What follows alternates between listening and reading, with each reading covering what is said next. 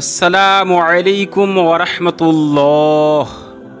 মহান আল্লাহ রাব্বুল আলামিন কিছু এমন প্রাণী ও পাখিকে সৃষ্টি করেছেন যারা মানুষের সাথে থাকতে একেবারে খুবই ভালোবাসে, আর তাদের মধ্যে একটি হলো এই বিড়াল। আল্লাহ রাব্বুল আলামিন বিড়ালের মধ্যে এমন কিছু বৈশিষ্ট্য রেখেছেন যার কারণে এই সুন্দর প্রাণীটি আমাদের জীবনের একটি অংশ হয়ে ওঠে। তো সেই জন্য আজকের এই ভিডিওতে আমরা সেই বিশেষ বৈশিষ্ট্যগুলি নিয়ে আলোচনা করব। তাই আপনাদের কাছে অনুরোধ, আপনারা এই ভিডিওটিকে শেষ পর্যন্ত অবশ্যই দেখবেন। আর ভিডিও শুরু করার আগে আপনাদের কাছে একটা ছোট্ট রিকোয়েস্ট থাকবে যে আপনি যদি আমাদের চ্যানেলে নতুন এসে থাকেন তাহলে আমাদের চ্যানেলটিকে সাবস্ক্রাইব করে নেবেন। তো চলুন এবার ভিডিওটিকে শুরু করা যাক। কখনো কখনো আমাদের চারপাশের পরিবেশ জ্বালা, পেরেশানি এবং মুসিবতে ভরে যায়, কিন্তু একটি গবেষণাতে এটি দেখা গেছে যে আল্লাহ তাবারাক ওয়া তাআলা বিড়ালের শরীরের মধ্যে এমন একটি ব্যাকটেরিয়া রেখেছেন যা চারপাশের নেতিবাচক শক্তিকে নিজের মধ্যে শোষণ করে নেয়। এর ফলে মানুষের মধ্যে বিষণ্ণতা এবং মানসিক চাপ অনেকাংশ কমে যায়। বিজ্ঞানীদের মত অনুসারে যখন আমরা রাতে ঘুমাই এবং আমাদের ঘরে কোনো পোষা বিড়াল থাকে, তখন এটি আমাদের শরীরের নেতিবাচক শক্তিকে শোষণ করে থাকে। যদি কোনো ঘরে কোনো জিন উপস্থিত থাকে তাহলে আল্লাহ তাবারাক ওয়া তাআলা বিড়ালকে এমন শক্তি দিয়েছেন যে সে তার সাথে লড়াই করতে পারে, আর সঙ্গে সঙ্গে সেই জিন বা খারাপ শক্তিকে ধ্বংসও করতে পারে। একটি বিড়াল না তো শুধুমাত্র আমাদেরকে এটি বলতে পারে যে আমাদের ঘরে সম্পদ আসবে নাকি মুসিবত, বরং একটি বিড়াল আমাদেরকে আসন্ন মুসিবত থেকেও বাঁচাতে পারে। কিছু ধর্মে বিড়ালকে অপবিত্র মনে করা হয়, তো কিছু ধর্মে আবার একে হালাল মনে করে এর মাংস পর্যন্ত খাওয়া হয়। কিন্তু আমাদের ইসলাম ধর্মে বিড়ালের মাংস খাওয়া নিষিদ্ধ, কিন্তু বিড়ালের সাথে ভালোবাসা এবং সহানুভূতির সাথে আচরণ করার আমাদেরকে আদেশ দেওয়া হয়েছে। হিন্দু ধর্মে হাতিকে দেবতা মনে করা হয়, কিন্তু পৃথিবীতে এমন কোনো ধর্ম নেই যেখানে হাতিকে দেবতা মনে করা হয়। এমনইভাবে আফ্রিকায় একটি ধর্ম আছে যেখানে পেঁচাকে দেবতা মনে করা হয়, যে সারা রাত জেগে থাকে এবং উপজাতিকে মানে কাবিলার মানুষদেরকে রক্ষা করে। কিন্তু পৃথিবীতে এমন কোনো দ্বিতীয় ধর্ম নেই যারা পেঁচাকে দেবতা মনে করে। কিন্তু যদি বিড়ালের সম্বন্ধে কথা বলা হয় তাহলে পৃথিবীর সকল ধর্মই বিড়ালকে একটি বিশেষ প্রাণী মনে করে থাকে। পৃথিবীর এমন কোনো ধর্ম নেই যেখানে আমরা কোথাও না কোথাও কোনো না কোনোভাবে বিড়ালের উল্লেখ পাই না। একজন সাহাবীর নাম হযরত আবু হুরায়রা রাদিয়াল্লাহু তাআলা আনহু ছিল, যার অর্থ বিড়াল পালনকারী অথবা বিড়ালওয়ালা। আর তাকে এই নাম এই জন্য দেওয়া হয়েছিল কারণ সে বিড়ালদের খুবই ভালোবাসতেন এবং সবসময় নিজের সাথেই রাখতেন।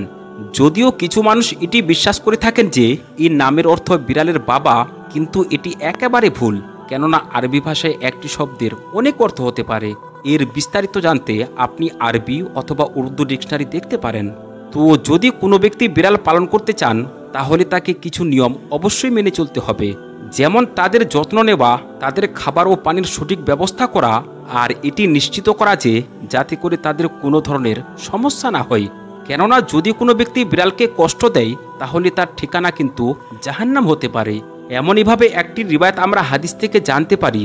হযরত ওমর বিন আব্দুল আজিজ রাদিয়াল্লাহু তাআলা আনহু থেকে বর্ণিত, রাসূলুল্লাহ সাল্লাল্লাহু আলাইহি ওয়াসাল্লাম ইরশাদ করেছেন, একজন মহিলাকে শুধুমাত্র এই কারণে জাহান্নামে নিক্ষেপ করা হয়েছিল কারণ সে একটি বিড়ালকে ক্ষুধার্ত রেখে মেরেছিল। সেই মহিলাটি ওই বিড়ালটিকে বন্দী করে রেখেছিল, খাবার ও পানীয় কিছুই দেয়নি, এমনকি তাকে ছেড়েও দেয়নি যাতে করে সে নিজের খাবার নিজেই খুঁজে নিতে পারত। আর ক্ষুধার যন্ত্রণায় ওই বিড়ালটি মারা গেছিল, আর এই গুনাহের কারণে সেই মহিলাটি জাহান্নামে গেছিল। বিজ্ঞানীরা বলে থাকেন যে প্রায় 800 বছর আগে জঙ্গল থেকে বিড়ালরা খাবারের সন্ধানে মানুষের ঘরে আসতে শুরু করে, আর সে সময় বাড়িতে ইঁদুরের আতঙ্ক একেবারে প্রচুর ছিল। আর বিড়ালরা ইঁদুর তাড়া করতে করতে মানুষের ঘরে ঢুকে পড়ে, আর তারপর আস্তে আস্তে মানুষ এবং বিড়ালের মধ্যে একটি বন্ধুত্বপূর্ণ সম্পর্ক তৈরি হয়। আজকের সময়ে বিড়ালই এমন এক প্রাণী যাকে সবচেয়ে বেশি পালিত পোষা প্রাণীদের মধ্যে প্রথম নম্বরে মনে করা হয়। আমাদের প্রিয় নবী হযরত মুহাম্মদ মুস্তাফা সাল্লাল্লাহু আলাইহি ওয়াসাল্লাম ইরশাদ করেছেন, বিড়াল সর্বদা নাপাক বস্তু থেকে বিরত থাকেন। এটি মানুষের আশেপাশে থাকতে বেশি পছন্দ করেন। সেজন্য নবী করিম সাল্লাল্লাহু আলাইহি ওয়াসাল্লাম সর্বদা বিড়ালের সাথে ভালো আচরণ করতেন। আর আমাদেরও উচিত যে আমরাও যেন আমাদের প্রিয় নবী সাল্লাল্লাহু আলাইহি ওয়াসাল্লামের পথ অবলম্বন করি, বিড়ালদের সাথে ভদ্রতা ও ভালোবাসার সাথে আচরণ করি। এর সঙ্গে সঙ্গে এটিও ধ্যান রাখতে হবে যে আমরা যেন আমাদের খাদ্য সামগ্রীগুলি সঠিকভাবে সুরক্ষিত রাখি এবং আমাদের কারণে কোনো বিড়ালের যেন ক্ষতি না হয়। যদি কোনো বিড়াল খুবই বিপজ্জনক হয়ে ওঠে এবং আপনার বা আপনার পরিবারের ক্ষতি করতে শুরু করে, তাহলে তাকে দূরে কোথাও রেখে আসবেন, কিন্তু তাকে মারবেন না অথবা মেরে ফেলবেন না। অনেকই মানুষ এমন আছেন, যখন কোনো বিড়াল তাদের বাড়িতে এসে যায় তখন তারা সেই বিড়ালটিকে কিছু দিয়ে আঘাত করে বা এমন কিছু শব্দ বের করে তাকে ঘর থেকে তাড়িয়ে দেয়। কিন্তু মনে রাখবেন, আমাদের প্রিয় নবী হজরত মুহাম্মদ মুস্তাফা সাল্লাল্লাহু আলাইহি ওয়াসাল্লামের বাড়িতে একটি বিড়াল আনাগোনা করে থাকতো। যখনই সেই বিড়ালটি আপনার ঘরে এসে থাকতো, তো আপনি সাল্লাল্লাহু আলাইহি ওয়াসাল্লাম ঘরে থাকা পানির পাত্রটিকে উল্টে দিতেন, যাতে করে বিড়ালটি সহজেই এবং নির্বিঘ্নে পানি পান করতে পারে। আর যখন বিড়ালটি পানি পান করে চলে যেত, তখন রাসূলুল্লাহ সাল্লাল্লাহু আলাইহি ওয়াসাল্লাম সেই পাত্রের পানি দিয়ে, অর্থাৎ বিড়ালের অবশিষ্ট পানি দিয়েই উযু করতেন। এমনইভাবে একবার হজরত আয়েশা সিদ্দিকা রাদিয়াল্লাহু তাআলা আনহা নামাজ পড়ছিলেন, তখন তার প্রতিবেশী তার জন্য হারিসা নিয়ে আসলেন। কিন্তু যেহেতু হজরত আয়েশা সিদ্দিকা রাদিয়াল্লাহু তাআলা আনহা নামাজ পড়ছিলেন, তো সেই জন্য হজরত আয়েশা সিদ্দিকা রাদিয়াল্লাহু তাআলা আনহা সেই প্রতিবেশীকে আঙ্গুল দিয়ে ইশারা করে বললেন যে সেজন্য হারিসাকে এক জায়গায় রেখে চলে যায়। আর সেই প্রতিবেশী এমনই করলেন, মানে হারিসাকে এক জায়গায় রেখে চলে গেলেন। ইতিমধ্যে একটি বিড়াল আসলো আর সেই হারিসা থেকে কিছু অংশ খেয়ে ফেলল। তো হজরত আয়েশা সিদ্দিকা রাদিয়াল্লাহু তাআলা আনহা যখন নামাজ শেষ করলেন, তখন তিনি সেই জায়গা থেকেই হারিসা খেলেন যেখান থেকে বিড়ালটি হারিসা খেয়েছিল, আর বললেন বিড়াল কোনো নাপাক কিংবা অপবিত্র প্রাণী নয়, বরং আমাদের প্রিয় নবী সাল্লাল্লাহু আলাইহি ওয়াসাল্লাম ইরশাদ করেছেন, বিড়াল তো তোমাদের মধ্যে বিচরণকারী এবং বিচরণকারিণী। তো এই সমস্ত রিবায়াত এবং কাহিনী থেকে একটি কথা তো একেবারে স্পষ্ট হয়ে যায় যে ঘরে বিড়ালের আগমন মোটেও এমন নয় যে বিড়ালকে ঘর থেকে তাড়িয়ে দেওয়া যায়, বরং ঘরে বিড়ালের আগমনকে শুভ বলে মনে করা হয়। কিন্তু এখানে এটাও ভাবার বিষয় যে কেন কিছু মানুষ এটি বলে থাকে যে যদি ঘরে বিড়াল এসে কাঁদে অথবা বিড়াল যদি কোনো শব্দ বের করে, তাহলে ঘরে কোনো মুসিবত আসতে চলেছে। আর অনেকই মানুষ তো এটা পর্যন্ত বিশ্বাস করে থাকে যে বিড়াল যেহেতু মৃত্যুর ফেরেশতাকে দেখে থাকে, তো সেই জন্য ঘরে কারো মৃত্যু হতে পারে, আর এই জন্যই ঘরে বিড়াল এসে কান্না করে অথবা আওয়াজ বের করে। কিন্তু আমরা যদি ইসলামী দৃষ্টিকোণ থেকে দেখি এবং আপনাদেরকে জানাই, তাহলে ইসলামী তালিম আমাদেরকে এটি শিক্ষা দেয় যে সাদা মুরগি ছাড়া অন্য কোনো প্রাণী ফেরেশতাদেরকে দেখতে পায় না। শুধুমাত্র মুরগি একমাত্র প্রাণী যারা ফেরেশতাদেরকে দেখতে পায়, বাকি বিড়াল সহিত অন্য কোনো এমন প্রাণী নেই যারা ফেরেশতাদেরকে দেখতে পায়। আসলে বিড়াল ঘরে এসে কান্না করার অথবা শব্দ বের করার অন্য কারণ রয়েছে। আসলের দুইটি কারণ হতে পারে। প্রথম কারণ তো রুহানি, আর দ্বিতীয় কারণ হলো ফিতরি, মানে প্রাকৃতিক।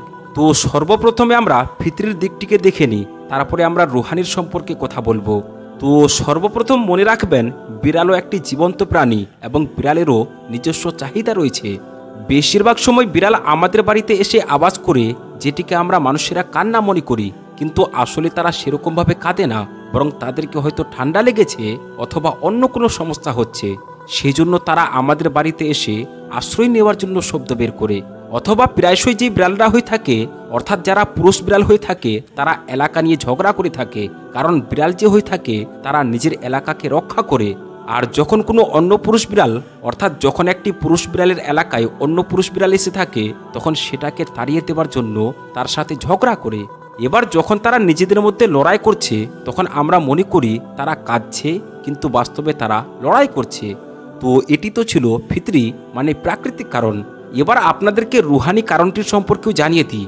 তো আহলে নজর মানুষেরা বিশ্বাস করে থাকেন যে যদি কোনো বিড়াল আপনার বাড়িতে আসে এবং এমন ব্যবহার করে যেখান থেকে সে আপনাকে কিছু বলতে চাইছে অথবা আপনার ঘরে এসে কিছু আওয়াজ বের করছে, তো আসলে সেই বিড়ালটি আপনার ঘরে এসে থাকা সেই মুসিবত পেরেশানি থেকে আপনাকে রক্ষা করার জন্য এসেছে, যেটি আপনার ঘরে আপনাকে ক্ষতি পৌঁছানোর জন্য রয়েছে।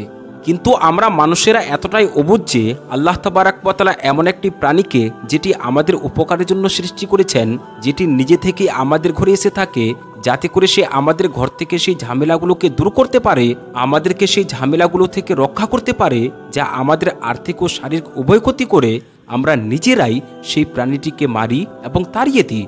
আর তারপর যখন আমরা আল্লাহ তাবারাক ওয়া তাআলার প্রেরিত সেই প্রাণীটিকে, যেটি আমাদেরকে রক্ষা করার জন্য এসেছিল, সেটিকে তাড়িয়ে দিই, তো সেই মুসিবতগুলো যেগুলো সেই বিড়াল তাড়িয়ে দেওয়ার জন্য এসেছিল, যেখান থেকে সেই বিড়ালটি আমাদেরকে রক্ষা করত, তখন সেই মুসিবতগুলো আমাদের উপর একের উপর এক আসতে শুরু করে। তো সেজন্য মনে রাখবেন, যদি কোনো বিড়াল আপনার বাড়িতে এসে পড়ে আর এসে শব্দ বের করে, যাকে সাধারণ ভাষায় কান্না বলা হয়, তাহলে ভুল করেও তাকে জুতা অথবা লাঠি ডান্ডা দিয়ে তাড়িয়ে দেবেন না। সেজন্য ঘরে এসে থাকা বিড়ালদের সাথে কখনোই খারাপ ব্যবহার করবেন না, শব্দ করে বা জুতা দিয়ে তাড়িয়ে দেবেন না। কারণ এই কথাটা মনে রাখবেন যে যদি আপনি কোনো বিড়ালকে আঘাত করেন বা শব্দ করে তাড়িয়ে দেন, তাহলে আপনি বিড়ালকে তাড়িয়ে দিলেন না, বরং আপনি আপনার ভাগ্যে লেখা নিয়ামতকে তাড়িয়ে দিলেন। তো আমরা আশা রাখছি যে আজকের এই ভিডিওটি আপনাদেরকে ভালো লেগেছে। যদি ভালো লেগে থাকে তাহলে একটি লাইক করবেন এবং চ্যানেলে যদি আপনি নতুন হয়ে থাকেন তাহলে চ্যানেলটিকে সাবস্ক্রাইব করবেন এবং ভিডিওর কমেন্ট বক্সে মাশাআল্লাহ, সুবহানাল্লাহ অবশ্যই লিখে যাবেন। আর এর সঙ্গে সঙ্গে আপনি আপনার বন্ধু ও আত্মীয় স্বজনদের কাছে এই ভিডিওটি শেয়ার করে দেবেন, যাতে করে তারাও এই ভিডিও থেকে উপকৃত হতে পারে। আসসালামু আলাইকুম ওয়া রাহমাতুল্লাহি ওয়া বারাকাতুহু।